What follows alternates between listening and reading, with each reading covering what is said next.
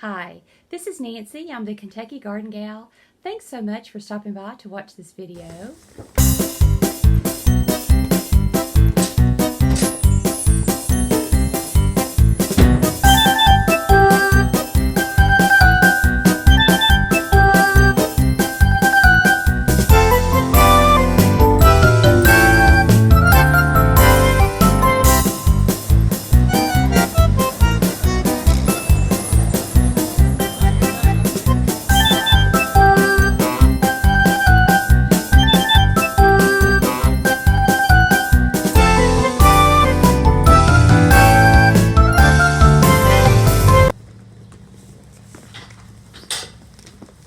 I'm ready whenever you are. You ready? Okay. Today we are visiting Morgan Burk. She has the St. Croix sheep, and she's going to tell us a little bit about how she got into the sheep breeding, why she chose this breed, and anything else she wants to tell us. Hey, so I'm Morgan Burk. I work here at Burk Family Farms, and these are our first batch of St. Croix sheep. So I'm by no means super experienced in this, but I do want to kind of tell you how I got into it and exactly what we do on a daily basis to care for our sheep. So about 6 months ago, I wanted to get into some sort of small ruminant that I could use the extra land on our farm for. So basically just extra roadway areas, weed control, basically anything you can think about to just not have to bush hog and mow all the time. So as you can see out here, we started out with just this one small area for our 20 sheep during the winter, and this is what we started with. So my dad actually grew up in St. Croix in the Virgin Islands, and actually worked as an intern at the university there in St. Croix dealing with St. Croix sheep and black bellies. So one thing that we looked at several different species. We looked at the black belly sheep, we looked at St. Croix, we looked at Katahdins, and all of these things, we just wanted something that was super low maintenance, something that was as natural as possible, a very lean animal, and we definitely wanted a short-haired sheep. So as you can see here on a St. Croix, these are all short-haired sheep. So they do not have to be, they have no fleece, so we don't actually get wool from them, which is what most people think of when they think of sheep. So these, to most people, look more like goats. Also, the St. Croix are one of the very old standard breeds of sheep, so we don't have to worm them. They're super low maintenance. We don't necessarily have to trim hooves. And those were all characteristics that we really wanted to look for in whatever kind of sheep we brought to our farm.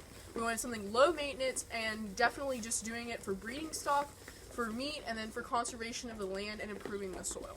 So that's kind of the main reasons why we chose these particular animals. They are kind of slow-growing sheep, so they grow at a lower rate than your commercial stock that you would normally find as meat that you find in grocery stores or at a meat shop. But it's definitely a lot higher quality meat and something that will last for generations to come. Very good. So let's see, is your ram in here? I think. Yeah, he's over here. Is he over here? What? So she has. This one right here is our ram. I don't want to spook him too bad. Yeah, there he goes. That's our ram, and his name is Solomon. So one ram can breed up. You can see him right there. One ram can breed up to about 30 to 40 sheep, or 30 to 40 ewes easily in one breeding season. So here we have 20 ewes, and you'll notice that these ewes are a lot of different sizes. They are all yearling ewes, but for instance, this ewe right here has been fed corn a lot longer from her original breeder than, say, some of these smaller ewes. For size reference, these ewes are about 50 to 60 pounds, and she weighs about 90 to 100 pounds. All of these are of breeding age of sexual maturity. Most of them were born in about April to May of last year. So they reached sexual maturity at 7 months, and then when they actually are bred, their gestation period is 5 months. So we started breeding in November. You notice the orange mark on the back of that ewe right there? That signifies that she's been bred, and that mark actually comes from basically a big marker, chalk marker that hangs on the ram. And then when he breeds her, then her butt basically gets marked orange. So some of the bigger ewes and a few of the smaller ones have all had orange markings on them at some point, and eventually they wash away after about a month. So we expect to start having ewes lamb in around May to June, possibly as late as early July, just because our breeding season was a little bit more drawn out this year. It was from about November to currently we're still breeding. The main reason for that is because all these ewes are yearlings, which means that they didn't necessarily all get bred at the exact same time, just because they were still growing and still getting bigger. We don't expect all of our ewes to be bred necessarily this year, just because they all are first-year ewes. Most of them that do have lambs will just be singles this year, because it's very typical of sheep to only have a single their first year. But by our second and third year of their lambing seasons, we expect them to have 2.5 babies on average each. And those would weigh about how many pounds? At birth? Yeah, about 7 pounds. About 7 pounds at birth. Yeah. Yep. So our lambs will be very small. St. Croix are smaller sheep, and if you see a traditional hair sheep, they look bigger just because of their hair.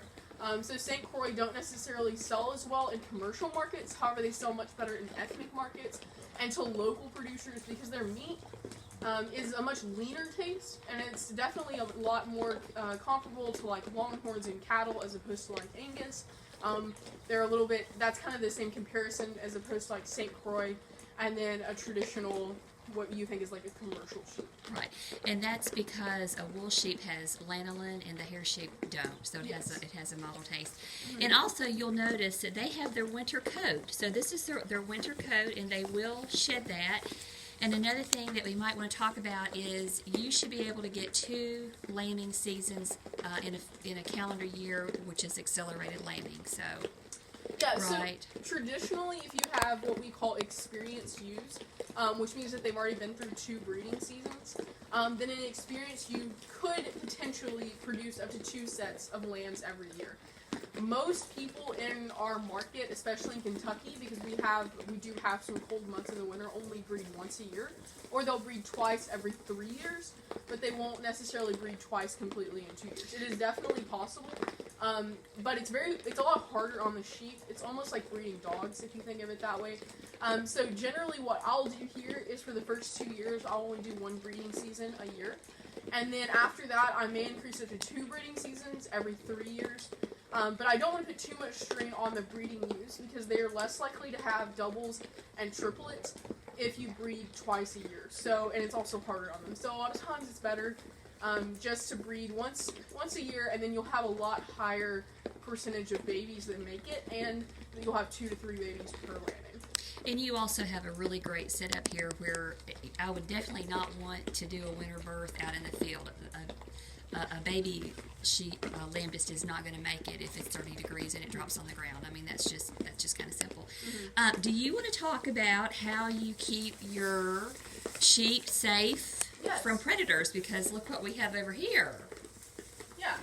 So I'll kind of tell you a little bit about our setup here in general. So we have 3 dogs. We have, as far as for protection, I know a lot of people use donkeys, a lot of people use all types of different LGD dogs, or leadership guardian dogs. A lot of people use strobe lights, they use super high intensive fencing. Just for us in our area, we had a super high coyote problem, and then we also have predators in the air, and on and on and on. So one of our biggest ideas was basically to combine 2 different breeds of dogs for protection. So we have 2 Anatolian shepherds, which you'll see one of our Anatolians taking a nap over here right now. And then I think the Pyrenees is right over here taking a nap also. Yes, it's the middle of the day, so they try not to work too hard in the day. Yeah, I know they've got work to do later on in the night. So our 2 Anatolians are much better at actually, they stay in the fence, and we can walk out here. Okay, great. But they stay in the fence with the sheep very well. So we have a 5-strand high tensile fence. So we've got corner wood posts, and then we have T-posts that connect all the fencing all the way around. And I'm going to get a close-up on this, because people who are wanting to get into this, I think this is a great setup. So you have, it looks like an automatic waterer right here, so right? Right here we have our normal trough water, and this has a heater in it, so this heats it during the winter. Okay, right. heater. Okay. Mm-hmm. And so then that's your chute. So we have a couple different chutes, which I can show you. Yeah. The first part of our area here, we used hog panels Right. to be able to enclose this area. And then we have gates where we can close everybody off into different sections. So when we're sorting sheep, this gate can close out to the field. And we have another small pin separator here. This is our loading in and out chute right here. And this is how our gates work. So we can this is our small livestock trailer. Right. That we actually built right here. You built that yourself? Yes, so we can show you that in a second. And we should also mention that her dad builds beautiful custom log houses for a living, and right there is their house. So that wasn't too hard for him, was it? No. And then this is our loading in and out chute. So we have a ramp that we basically just back our livestock trailer up to, and then we put the ramp right up to the tip of the trailer.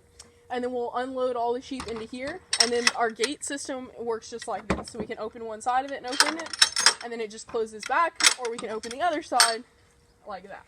And then it just closes back. Is that latch called something? Is it a... Yeah, it's just a quick latch system. Okay. Okay. Yeah. And that's what's on all of our chute gates. So if you walk back in here, you'll see we have the same system here. So this is our chute where we actually do weighing and where we can do vaccines. Yeah. So we'll push the sheep down this chute into here, and then we have this gate where we can, this is just the standard gate.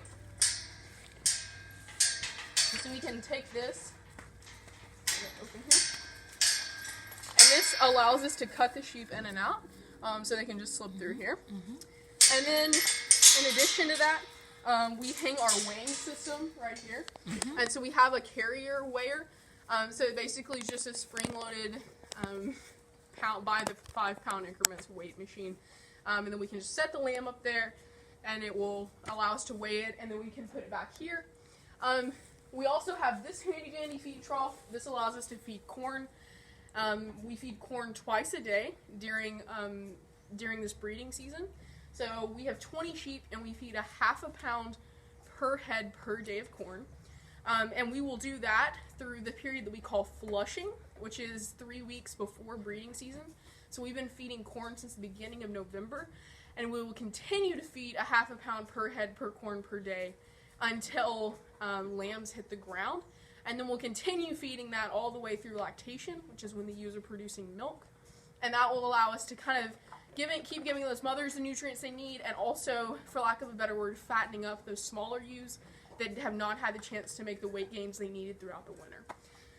We also feed high-protein orchard grass hay throughout the entire winter.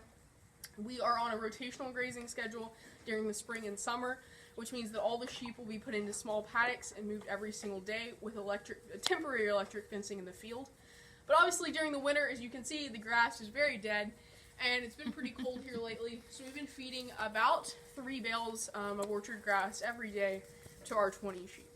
And then you have a mineral bucket, right? We do have a mineral bucket. This is another thing that I would notice right here is that we keep salt blocks in this bucket, and then over the salt block we always keep a loose sheep mineral, which you can find at Tractor Supply or Stockdale's or any farm store, and it's a loose mineral without copper in it. Copper is very dangerous for sheep. Okay, so everybody make note of that.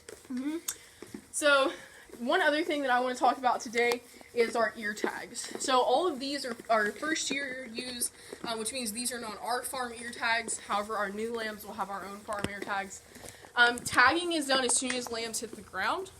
And so they have a tag that is Scrapie approved. So the Scrapie program is something that you have to join with sheep here in the U.S. So it's through the USDA. And Scrapie tags are basically, Scrapies is a form of disease that is genetically resistant in sheep. So sheep have to be tested for Scrapies, and there's 3 Scrapies ratings. There's RR, QR, and QQ. RR is completely Scrapies resistant, and their genetics will not allow them to get Scrapies. QR is mostly Scrapies resistant, and QQ is completely non-Scrapies resistant. So the USDA does not allow any QQ sheep to exist. So basically, QR and RR are the only ones allowed to exist. And so they have to be Scrapies tested, and the flock has to be Scrapies tested to get those tags that are approved by the USDA, which are part of your farm tag. And then they're just ear tags, just like cattle tags, and we have a miniature tag ear gun for all of our ewes. Oh, well, thank you. Thank you. Well, they're back to eat some more, and you have certainly answered all of our questions. Is there anything else you think we should talk about, or do you think we've covered it and we've Yeah, I think generally we've covered it. I will just say this is not something you really get into lightly. These animals are relatively expensive, especially for commercial or breed stock. About half of ours are commercial stock for like meat, and about half of ours are registered breed stock through St. Croix International Association. You definitely want to do a lot of research. There's a lot of things, even though these are super parasite resistant sheep, and definitely the most hardy of anybody that you could get, they definitely still have their own issues, and lots of things can happen during lambing and during production, and so it's just really important that you know about sheep's general health, and that you go ahead and, before you ever buy a sheep, know a lot about the diseases that they can get, the kind of sicknesses, that you have medicine on hand, and that you aren't just relying 100% on a vet for all of your knowledge, because that can get very expensive very quickly. You kind of have to, think for yourself and be well-rounded. So. Do you care to tell us about some of the vet care that you provide that you don't have to necessarily call a vet in for? Yeah, so we have our own, obviously, CBT vaccines, which is a booster vaccine that you give once a year to use, and then you give 3 CVT vaccines to all of your ewe lambs. So as soon as about 2 weeks after the lambs hit the ground, you give a vaccine, and then 6 to 8 weeks later they get another booster shot, and then a few weeks later they get another booster shot. Our ewes will get a booster shot right before they lamb, so that carries the lamb through the first 4 to 5 weeks of their life. Those are all things that we do ourselves, and then just pick up sheep, give vaccines. So all vaccines are given ourselves. That's the only one we actually give. Any hoof trimming that is necessary, if we notice that a sheep has a problem with their hoof, we can do ourselves. That's what this thing right here is for. This is actually sheep rack. Right there. Yeah, this right here. Yeah. And you can see that it's just to turn the sheep on their back, and then they won't squirm. Basically, it's a big chair for them. Yeah. To be able to trim their hooves. So that's something we do ourselves. If I have a sheep that has scurvy or anything like that, or they've gotten a little bit too much corn, or they've eaten something that upsets their stomach, I can give like oral medicine myself, like scurvy's medicine. Most of the time, if you just call your local vet and say this is what's wrong with a certain sheep, they'll kind of do the same thing they would do with cattle. They'll give you some antibiotic, and you can administer your own shots. So that's something I highly recommend. It's not like a dog. You don't necessarily have to pick your sheep up and take it to your local vet. Right. So that's just something to think about. Well, very good. Well, we sure appreciate your time, Yeah. and I'm so excited that you're in this breeding program, and I know that you're going to have really, really good breeding stock. Do you want to tell people how they could get in touch with you if they wanted to reserve any of your lambs? Yeah, so for the first several years that we're doing this, we won't be selling ewe lambs at all, just because we're trying to build our own herd. But we will be selling ram lambs, hopefully as early as this summer, if possible. So my name is Morgan Burk. You can find our farm page on Facebook. It's called Burk Family Farms. So we have a lot of information about some other stuff we do. We raise a lot of other free-range meat and things like that. And then you can also contact me through Facebook is probably the best way to see it, and to see a lot of our videos and things that we're posting. Yeah. And I'll make sure and put a link to your page down below in the comments. Well, thank you so much. And I'm getting nibbled. I was getting nibbled on my leg. Hi there. Hi there. Well, Morgan, thank you so much, and we appreciate your time. Thanks so much for watching this video. If you enjoyed the content, please subscribe, like, and comment, and I'll see you in the next video.